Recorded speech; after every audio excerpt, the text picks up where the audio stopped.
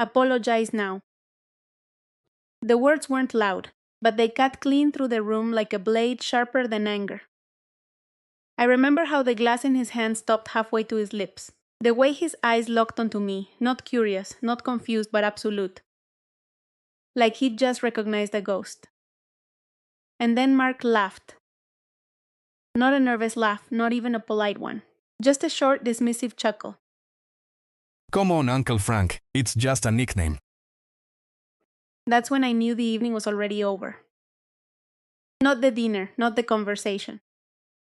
Something else. Something quieter and far harder to put back together. A few hours earlier, I almost didn't go.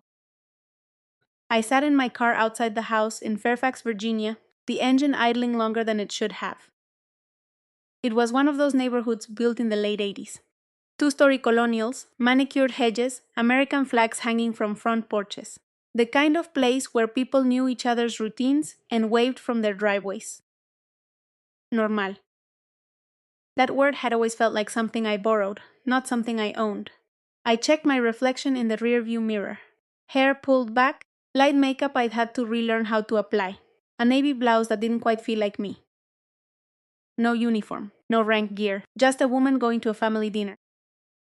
I turned off the ignition. Just dinner, I muttered to myself. I'd handled worse.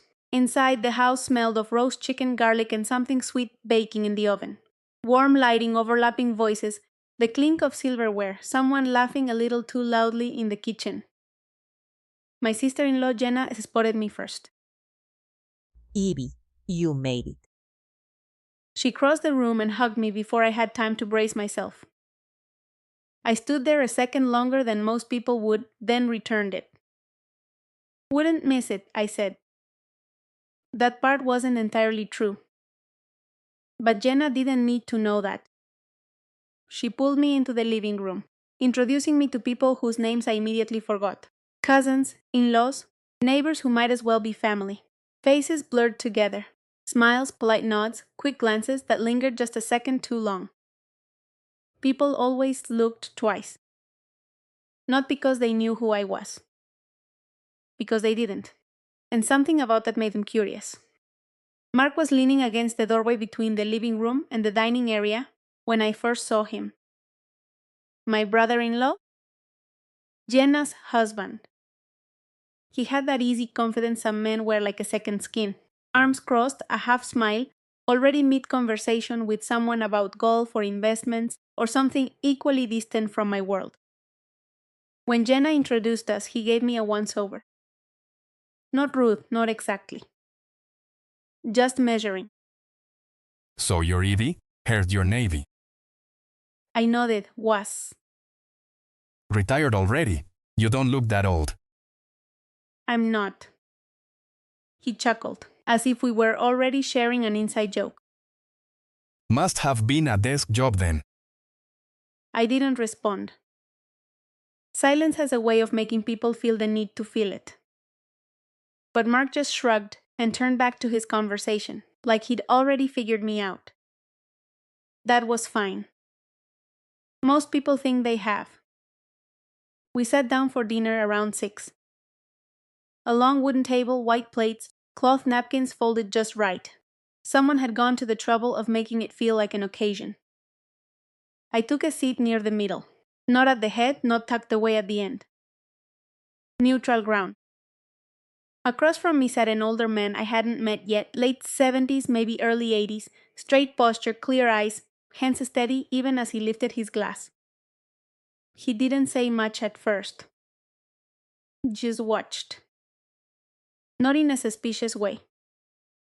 In a familiar one. Conversation started easy.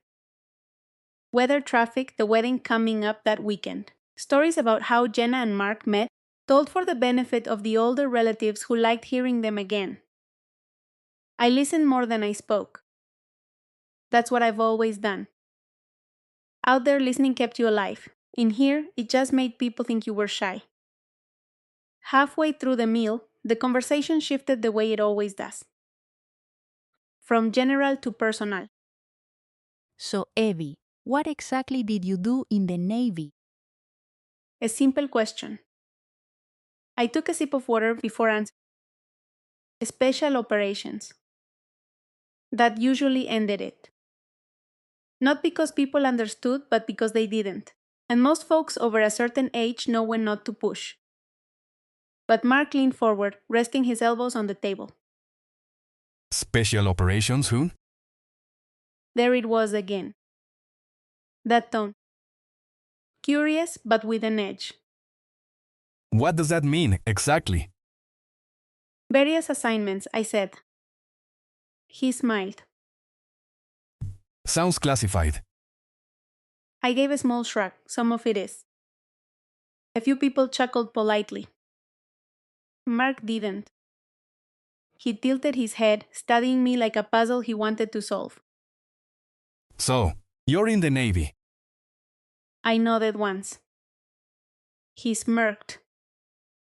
What's your name? The room didn't go silent right away. Not yet. There's always a moment, that small space, where something could still go either way. I could have deflected, made a joke, changed the subject, but I didn't.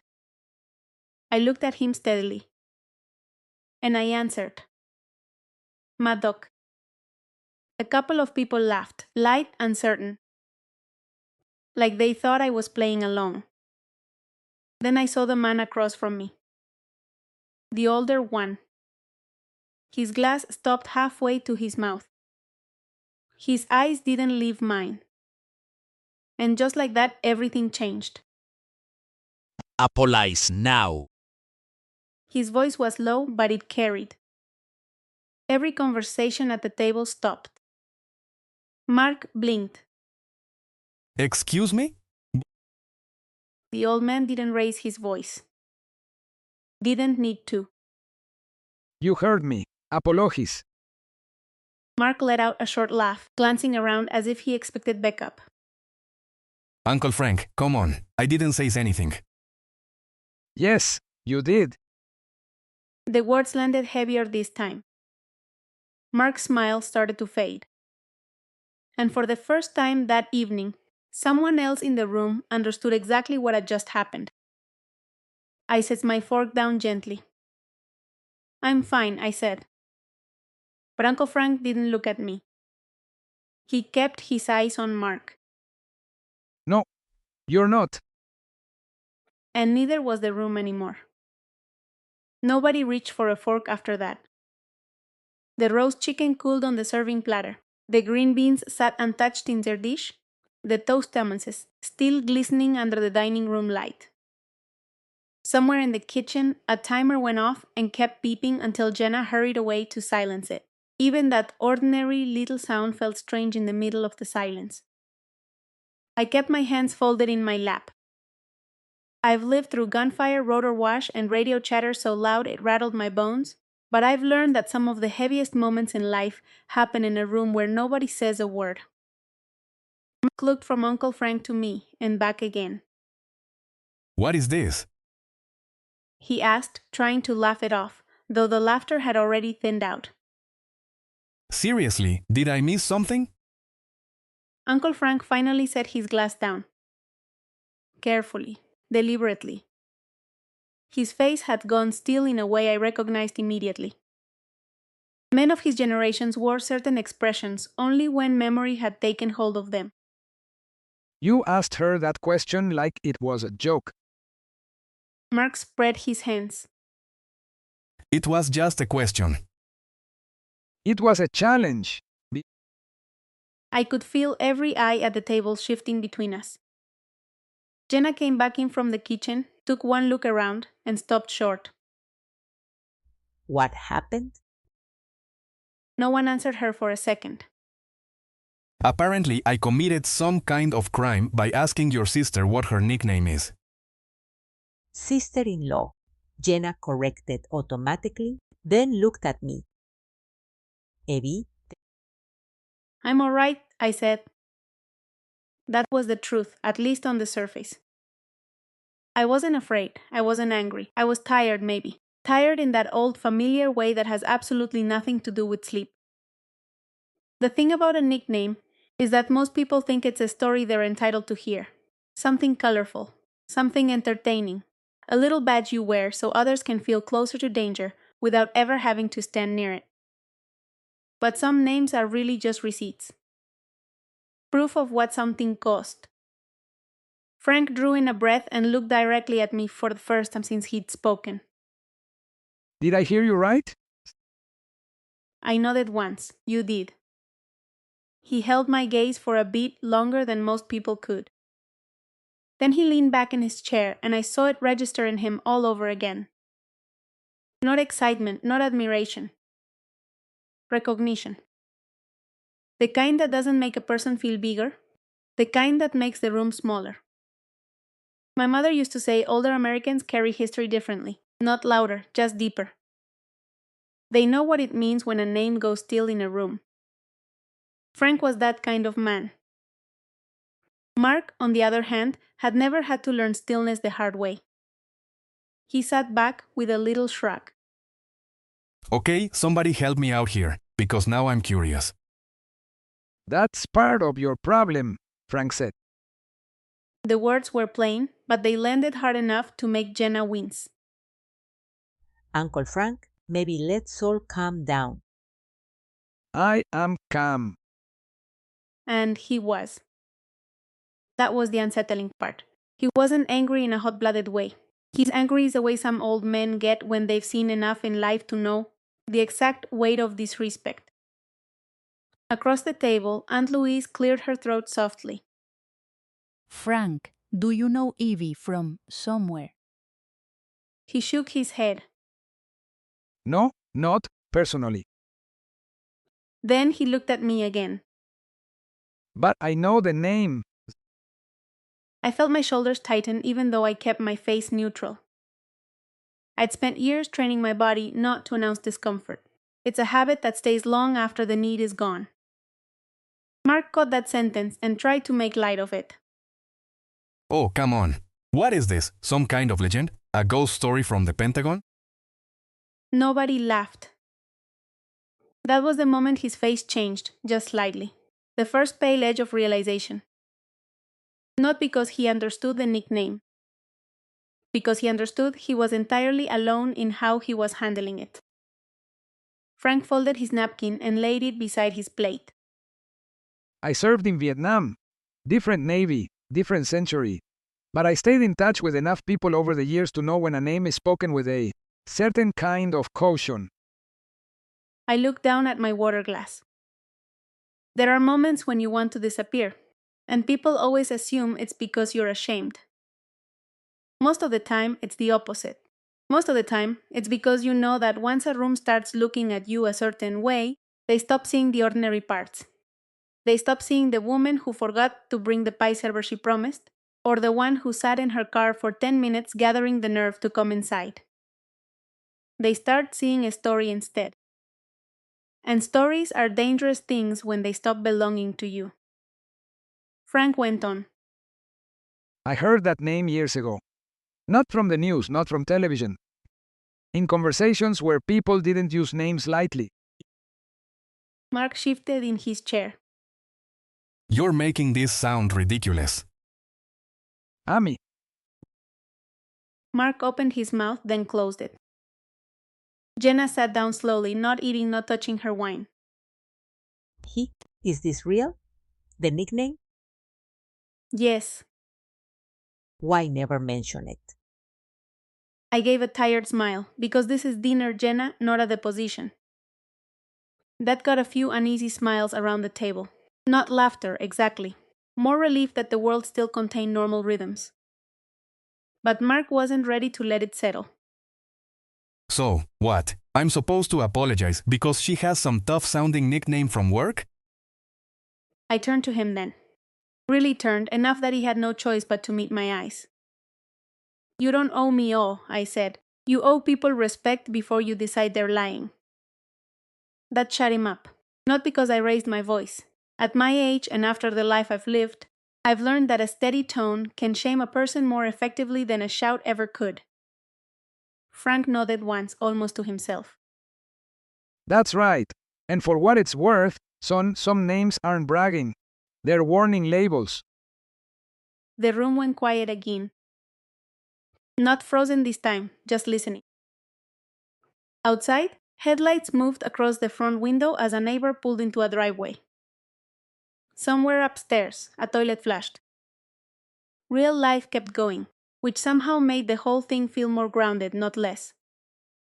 That's how these moments happen in America, not on a battlefield, not in a movie.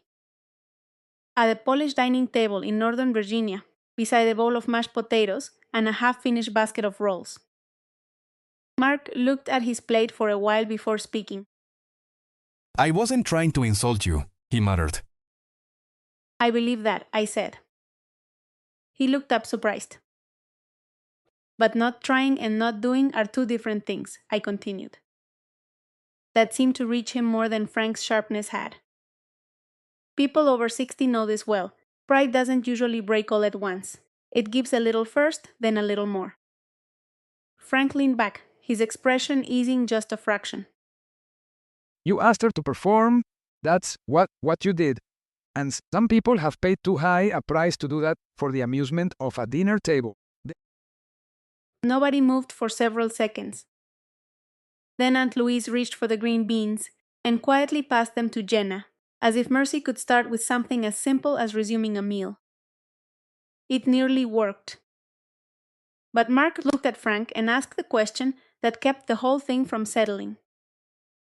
How do you know that name? Frank's eyes came back to me. And I knew, before he ever opened his mouth, that the evening was about to go much deeper than I had wanted. Frank didn't answer right away. At his age, silence wasn't hesitation. It was judgment. He was deciding what belonged in that room and what didn't. That alone told me plenty about the man. Most people, once they think they know something unusual, hurry to show it off.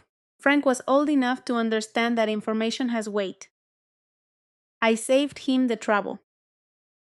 You don't have to explain it, I said. His eyes stayed on mine. Maybe not, but maybe I should. Mark gave a short exhale through his nose, not quite a laugh this time, more a sign that his patience was wearing thin. This is unbelievable. No, it's very believable. That's the problem. The room had shifted into one of those strange family moments, where everyone feels trapped between politeness and truth. Jenna looked like she wanted to smooth everything over with dessert and a subject change. Aunt Louise kept folding and unfolding her napkin. Someone near the far end of the table took a sip of water just to have something to do with their hands. Frank rested his forearms on the table.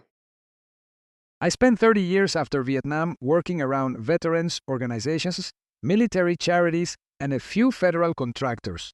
You hear things, not gossip, just enough to know which stories carry weight. Mark frowned. So, this is hearsay. Frank ignored that. Every now and then, a name came up. Never in detail, never in a way that invited questions. Just a shorthand among people understood what it meant when a mission went bad, and somebody still brought people home. My jaw tightened. I hated hearing it put that way. Not because it was wrong exactly. Because it was incomplete. People like clean versions of ugly things, especially at a dinner table. Jenna looked at me almost apologetically. Evie, is any of that true? I kept my voice even, some of it. Some of it? That means enough. Mark leaned back in his chair and crossed his arms. It was the same posture he'd worn when I first came in, but it fit him differently now. Less confidence, more defense. I'm sorry, he said, though he didn't sound sorry yet. I just have a hard time with this. She comes to dinner, barely says 10 words, and suddenly everybody's acting like she's some kind of secret war hero. I looked straight at him. I didn't ask anyone to do that. No, but you could clear it up. That was the first honest thing he'd said all night. He didn't want drama. He wanted certainty. People his age and younger often think certainty is their birthright. Folks over 60 usually know better. They've lived long enough to understand that sometimes the truth comes in jagged pieces. and you either respect the edges or you get cut. Frank spoke before I did. You want her to satisfy your curiosity. That's not the same thing as clearing it up. Mark's face reddened. I want to know if we're all being played. That landed harder than he meant it to. I could tell from the way Jenna closed her eyes for a second. I should have been angry. Maybe 10 years earlier I would have been. But anger takes energy, and by 35, I'd already spent too much of mine on things that mattered more. So I told him the truth. I'm not playing anything, I said, and I'm not interested in convincing you.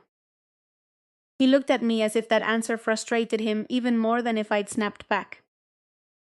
Then why say it, mad dog? Why not just brush it off? Because you asked. Frank gave the smallest nod, like that answer was exactly what he expected. Aunt Louise spoke up carefully. Frank, what did you hear exactly?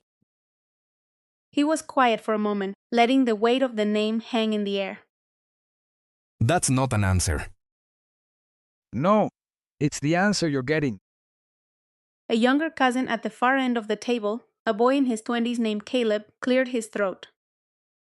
Was it like from Afghanistan or something? I looked at him. He had that expression younger people sometimes wear around military stories, half respectful, half shaped by movies and headlines. He wasn't mocking, just unsteady in his understanding. Overseas, I said.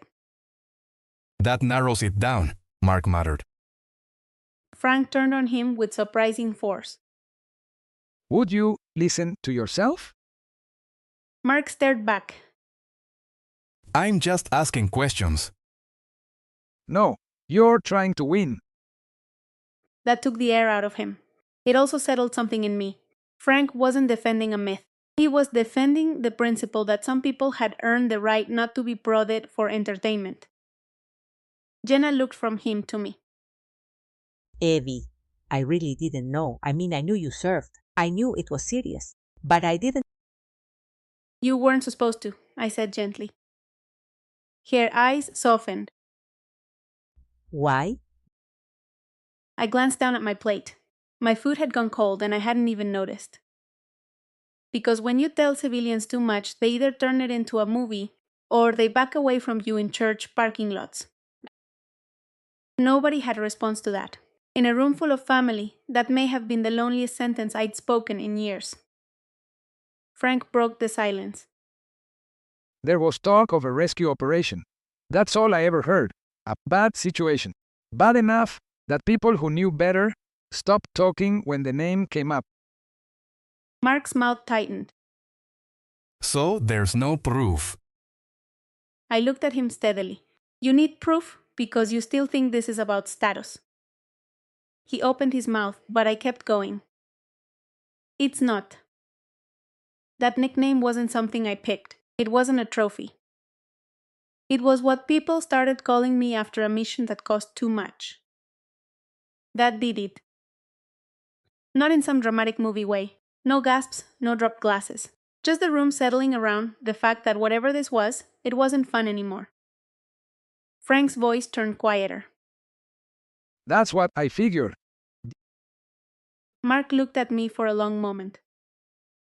For the first time since the evening began, his expression lost that smug edge entirely. In its place was something more human, and far less flattering. Embarrassment. Maybe even fear. Not fear of me exactly. Fear of having walked into deep water thinking it was shallow. Jenna reached over and put a hand on his wrist, but he didn't look at her. He kept looking at me. I didn't know, he said. I believed him. That didn't make the damage disappear, but it mattered. Most family wounds don't begin with cruelty. They begin with carelessness.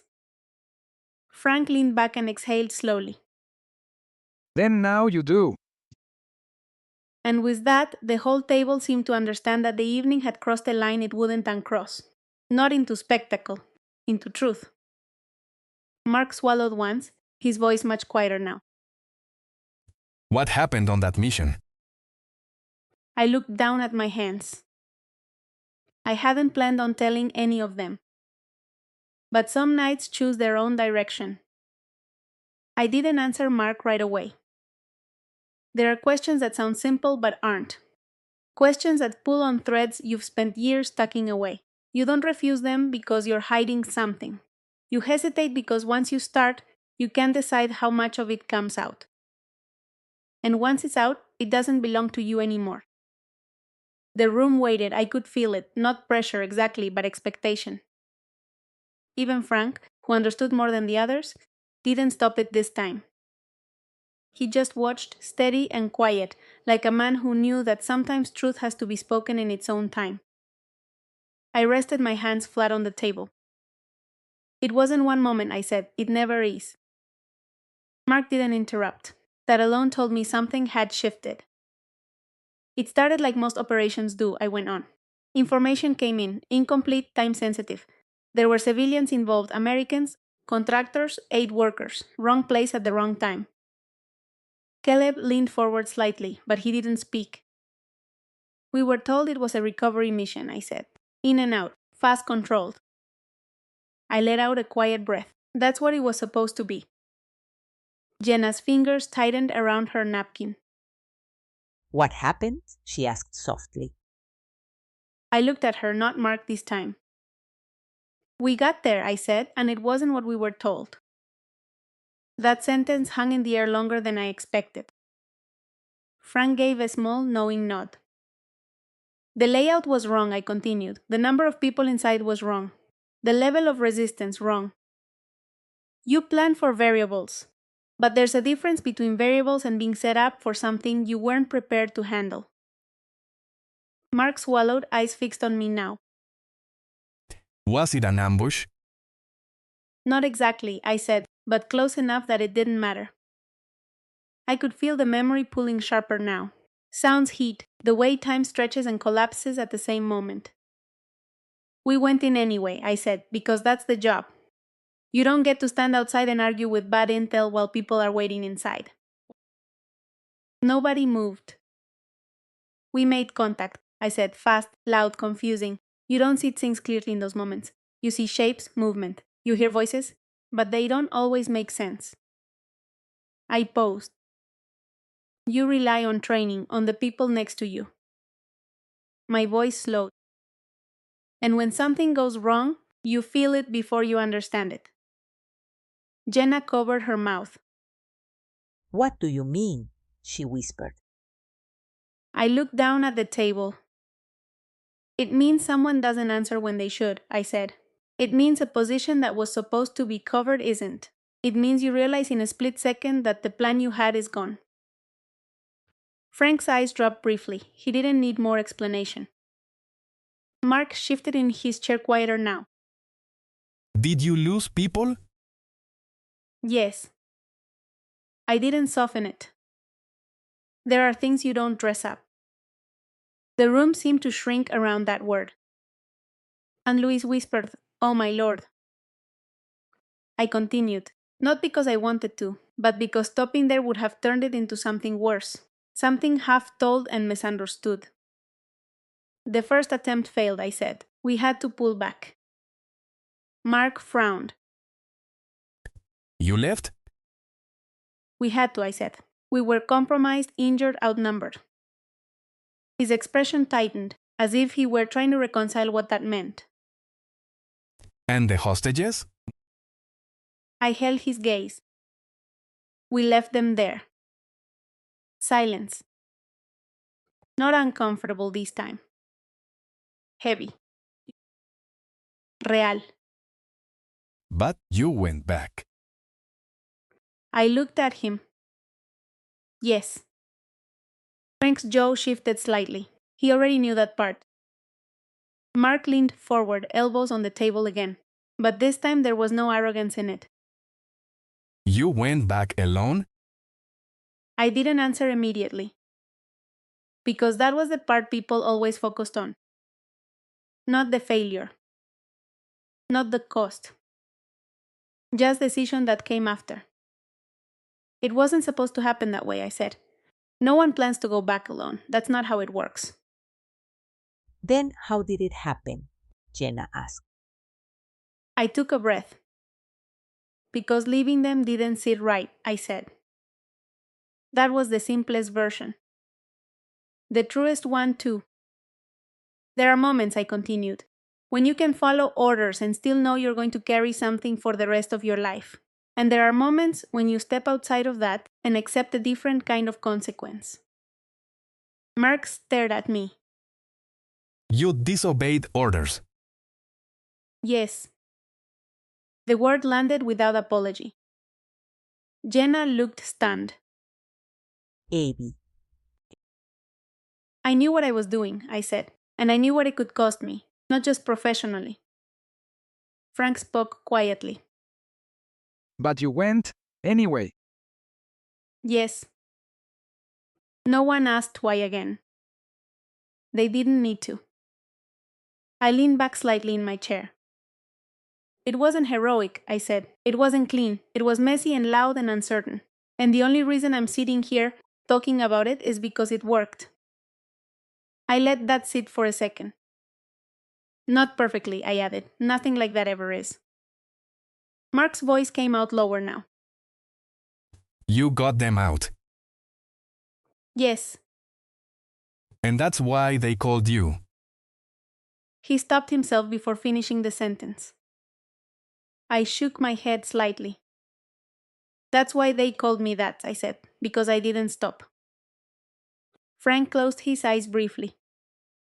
Not in admiration. In understanding.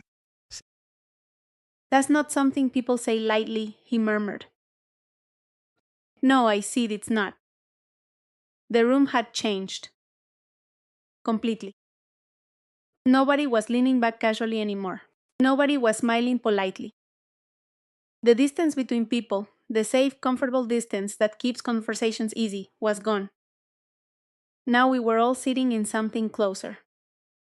Something harder. Mark ran a hand over his face.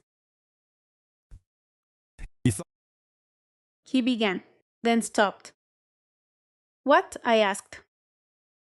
He looked at me, and for the first time since I'd met him, there was no performance in his expression. I thought you were exaggerating, he said quietly. I know. That answer surprised him. You do? Yes. Why didn't you say anything? I gave a small, tired smile. Because people don't hear things until they're ready to. Frank nodded once more. That's true.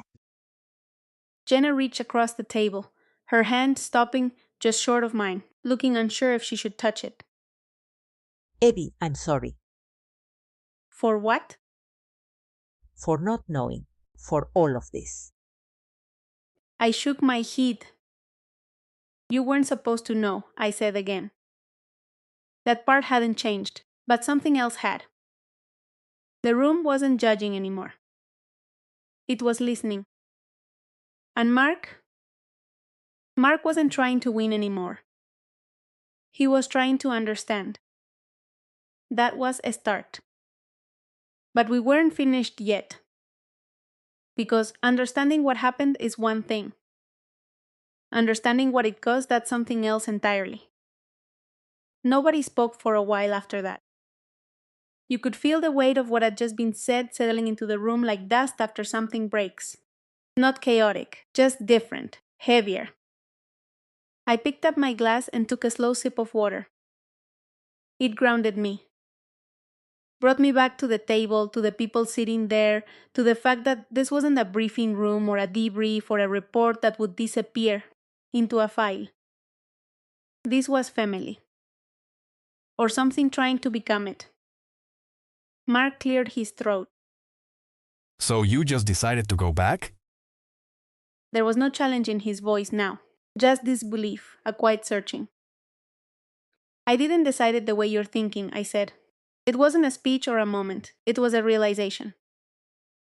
What kind of realization?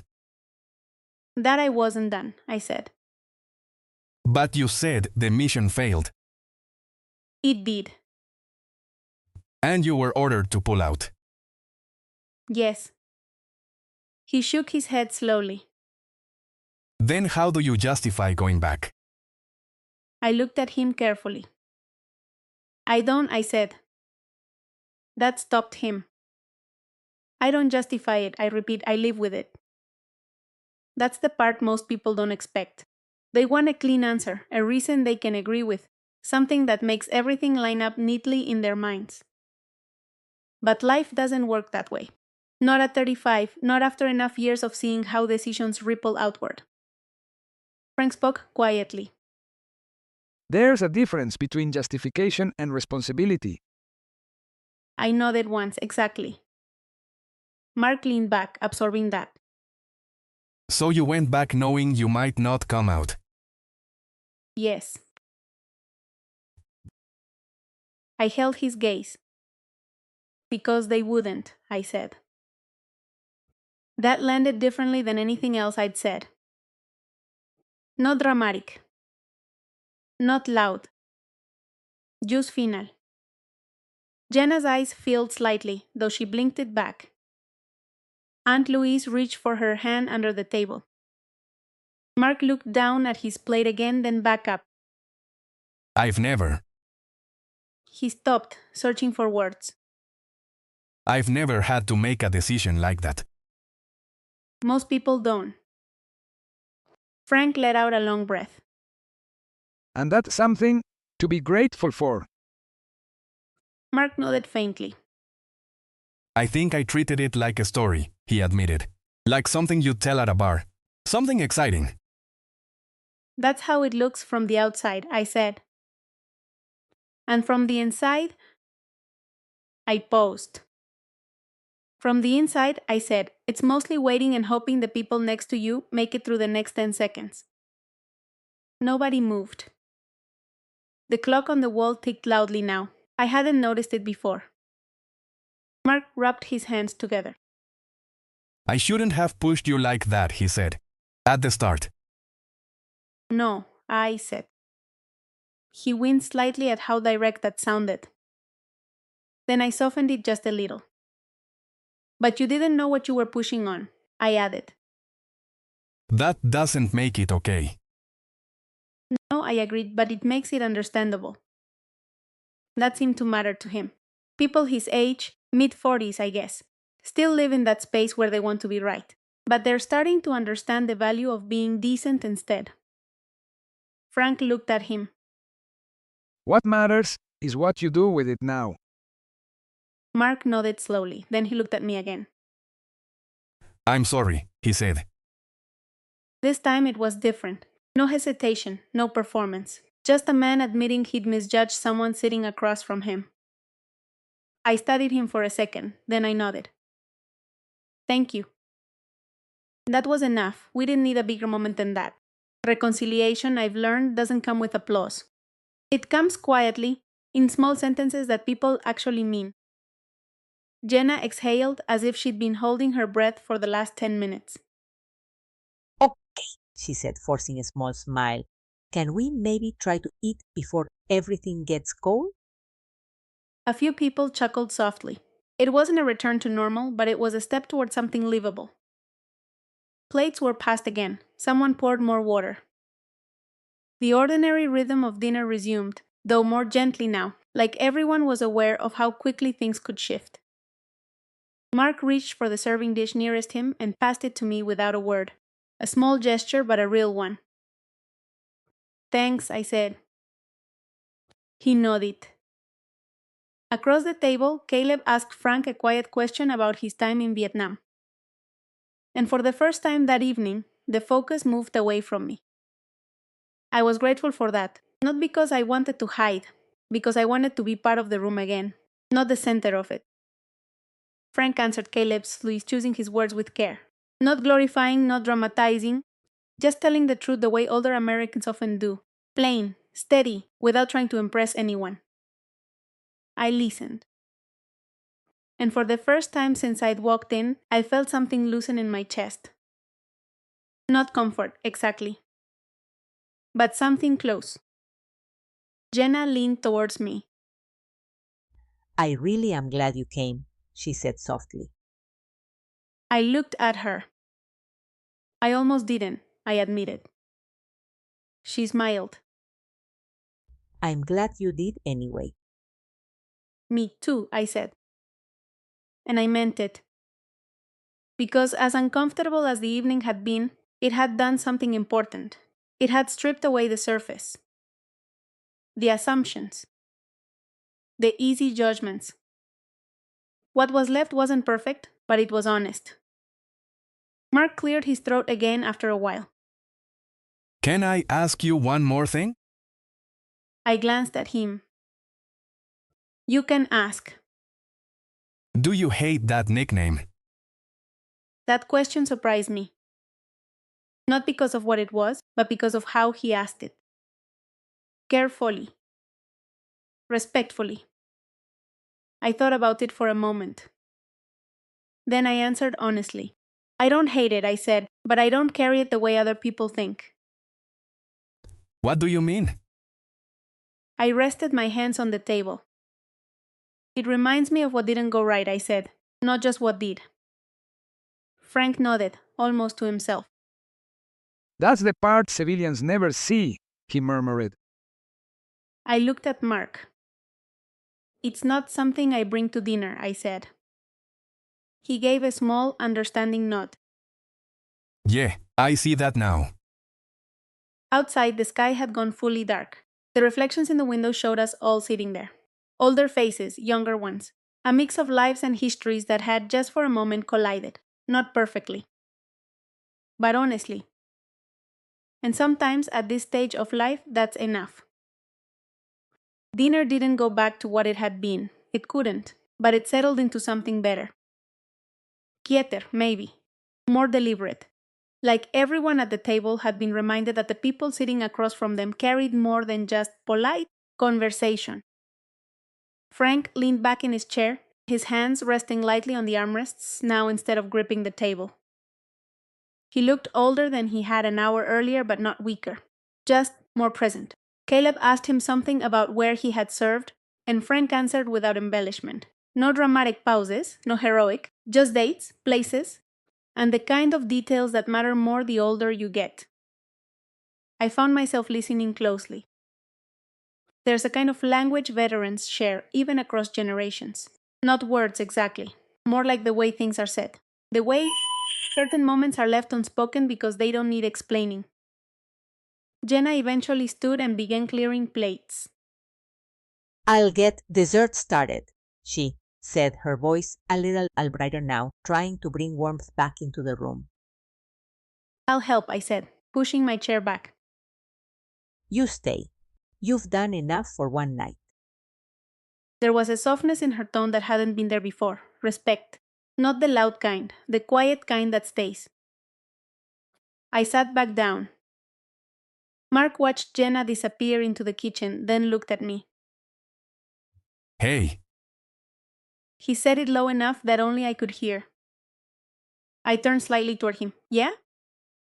He hesitated. Then, almost awkwardly, he said, I meant what I said earlier.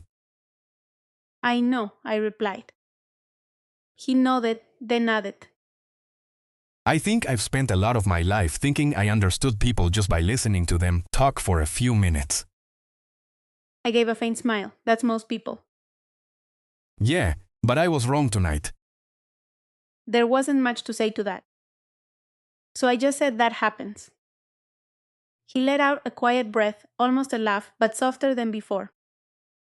Not like this.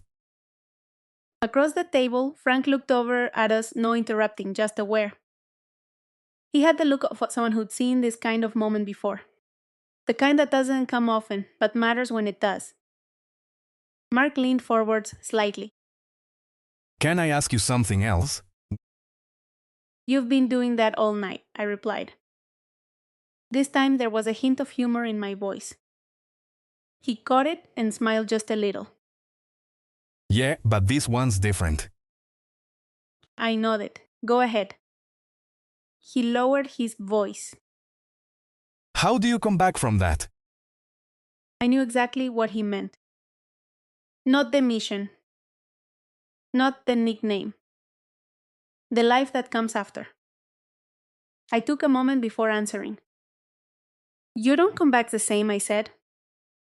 He frowned slightly. Then what do you do? You build something new, I said, piece by piece. You figure out what still fits and what doesn't. That sounds hard. It is. Frank spoke from across the table.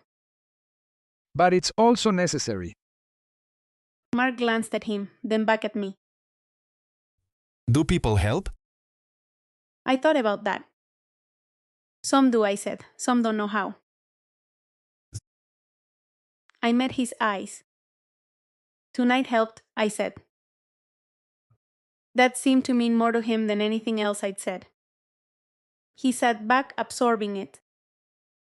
Jenna returned with a tray of dessert, apple pie, still warm, with small bowls of vanilla ice cream. The smell filled the room, cutting through the heaviness in a way that felt almost symbolic.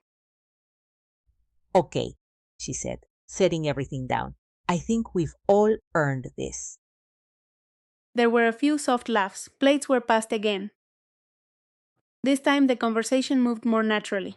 Not forced, not overly careful, just respectful. Aunt Louise asked me where I was living now. Caleb talked about his job. Someone mentioned the wedding again.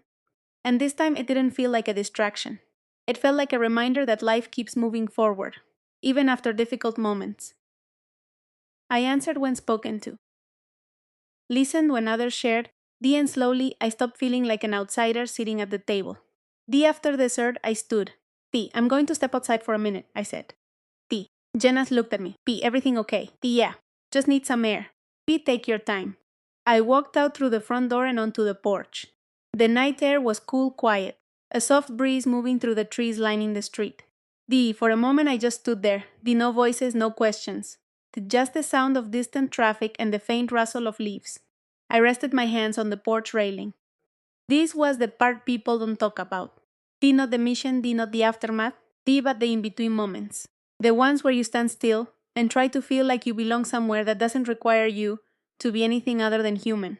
The door opened behind me. I didn't turn. I already knew who it was. Frank stepped out beside me. He didn't say anything right away, just stood there looking out at the quiet street. After a minute, he spoke. You handled that well. I didn't handle it, I said. It just happened.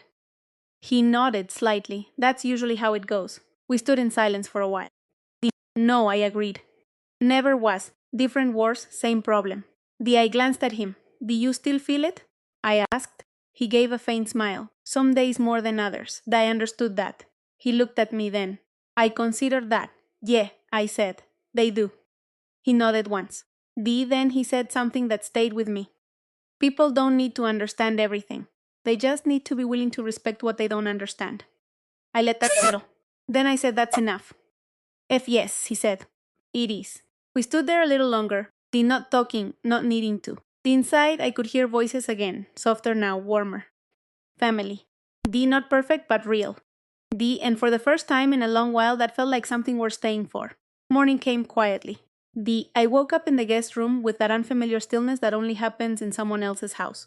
No alarms, no radios, no distant hum of engines, just sunlight filtering through the blinds and the faint sound of movement downstairs. For a few seconds, I didn't remember where I was. Then it all came back. The silence. Mark's face when he realized. Frank's voice cutting through the room. The way everything shifted after that. I sat up slowly, letting my feet rest on the edge of the bed before standing. My body still carried habits from another life. Wake, assess, move. Even in a quiet Virginia home, those instincts didn't just disappear, but they softened. Little by little. I got dressed and stepped into the hallway. The house already smelled like coffee. That helped. Downstairs, Jenna was in the kitchen, standing by the stove with a mug in her hand. She turned when she saw me. Good morning, she said, smiling. Morning. Did you sleep okay? I did, I said, better than I expected. She nodded, as if she understood that meant more than just rest. I made coffee, and there's some breakfast if you want. Coffee sounds good. I poured myself a cup and leaned lightly against the counter. For a moment, we just stood there sharing the quiet. Then she looked at me. I'm really glad you stayed, she said. So am I, she hesitated. I hope it didn't feel like we were putting you on display. It didn't, I said. That wasn't entirely true at first, but by the end, it had changed. I think we all learned something, she added. Mark walked in then, slower than usual, like he'd been thinking before coming downstairs. He looked at me, then at Jenna, then back at me. Morning. Morning. He stepped over to the coffee pot, poured himself a cup, then stood there for a second longer than necessary. Finally, he turned. I've been thinking about what you said. Which part? All of it, but mostly the part about not bringing that nickname to dinner. I held his gaze. That one tends to stick with people. Yeah, it should. There was a pause. I talked to Uncle Frank this morning. That didn't surprise, I asked. He told me I was lucky. I raised an eyebrow. Lightly. Lucky I learned that lesson at the dinner table, and not somewhere it would have cost me more. Frank would say something like that. Sounds about right, I said. Mark let out a small breath. I meant what I said last night. I know. He looked at me for a moment, then said, I don't think I've ever really thought about what people carry with them. Not like that. That's most people, I said again. He gave a faint smile. Yeah, but I'd like to be better about it. That was the difference. Not perfection, willingness. That's enough, I said. Jenna watched the exchange quietly, her expression soft. You two want breakfast? She asked, breaking the moment just enough to keep it from getting too heavy again. Sure. I nodded. That morning. We sat at the same table, same chairs. Same sunlight coming through the windows, but it felt different. Not fragile. Just settled. Conversation came easier. Not forced, not careful, just real. Mark asked me about where I planned to go next, and this time it wasn't curiosity trying to prove something. It was actual interest. I told him I was considering staying in Virginia for a while. Maybe working with a veteran support group. Maybe something quieter. That sounds like you, Jenna said. I smiled faintly. I think it might be. Frank joined us halfway through breakfast, moving a little slower than the night before, but steady as ever. He took his seat, looked around the table, and gave a small nod. Better morning. Frank looked at him for a second, then smiled just slightly. Good. That was all. But it carried weight. By late morning it was time for me to go. I stood near the front door, my bag in hand. Jenna hugged me again. This time I returned it without hesitation. Come back for the wedding, she said. I will. Mark stepped forward next. He hesitated for half a second, then held out his hand. Drive safe. I will. Then, after a brief pause, he added, and thank you. For what? For not shutting me out. I nodded once. You gave me a reason not to. That seemed to stay with him. Frank walked me to the door. As I stepped outside, he spoke. You did more than you think last night. I just told the truth, I said. That's usually enough. Then he added, take care of yourself. I will. I got into my car and sat there for a moment, just like the night before. Same seat, same steering wheel. But not the same feeling. The house behind me wasn't just a place I'd pass through anymore. It was somewhere I could come back to. I started the engine. As I pulled away, I glanced once in the rearview mirror. Mark and Jenna stood in the doorway, Frank just behind them. 3 different generations. 3 different lives. All changed just a little by one dinner.